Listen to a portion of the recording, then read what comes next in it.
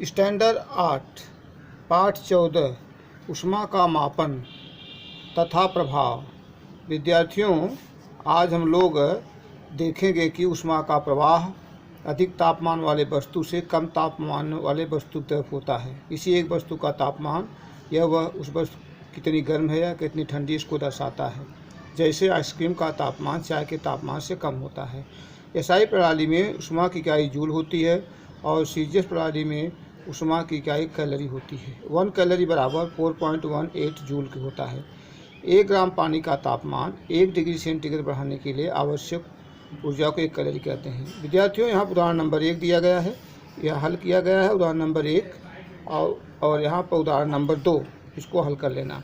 ऊष्मा के स्रोत में सूर्य, पृथ्वी, रासायनिक ऊर्जा, विद्युत ऊर्जा और साथ साथ परमाणु ऊर्जा और हवा इत्यादि सभी आते हैं। ऊष्मा का तापमान ये बताया जा रहा है यहाँ पर कि दो पदार्थों में परमाणुओं की औसत गति ऊर्जा समान होने पर उसका तापमान भी समान होता है। फिगर 14.3 गैस व ठोस परमाणुओं की गति के अंतर्गत गर्म हवा और ठंडी हवा। गर्म हवा में तापमान अधिक होने के कारण दो परमाणु के बीच में दूरी ज़्यादा होती है। ठंडी हवा में दो परमाणु के बीच में दूरी कम होती है।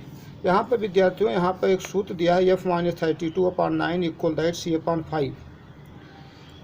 इसके अनुसार एक फार्मूला है, दूसरा फार्मूला है K = C + 273 + 15। इस फार्मूले के आधार पे यहाँ पर उदाहरण नंबर 1 को हल किया गया है। 16.8 डिग्री फ़ारेनहाइट तापमान पर सेल्सियस और केल्विन इन इकाइयों में कितना तापमान होगा। यह बराबर 68 दिया है, C पूछा गया है, केल्विन निकालना है।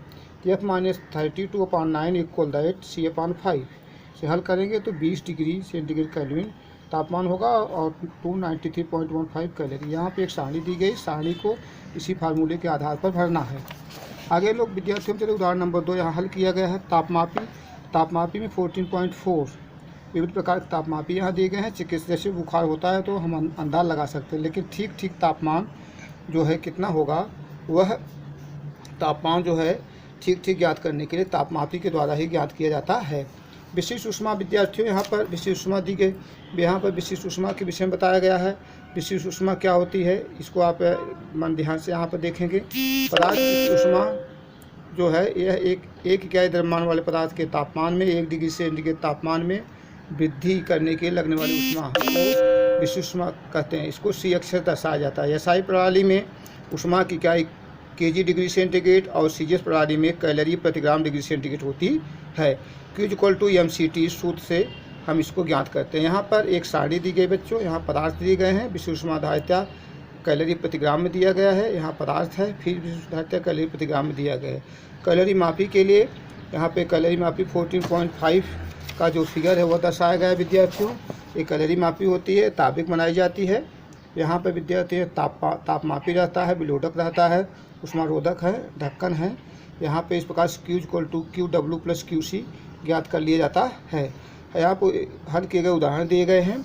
उसके बाद हम लोग ठोस का देखेंगे प्रसरण। एक रेखीय प्रसरण होता है, एक रेखीय लंबाई में L1 और T1, तो L2 - L1 समानुपाती L1 × ΔT की होता है। यहाँ पर एक सारणी दी गई है, सारणी के आधार पर इसको भरना होता है। उदाहरण हल किए गए हैं। ठोस का प्रतलीय प्रसरण दिया गया है, ठोस का घनीय प्रसरण दिया गया है। तो प्रतलीय प्रसरण के लिए फार्मूला है A2 = A1 1 + α∆T।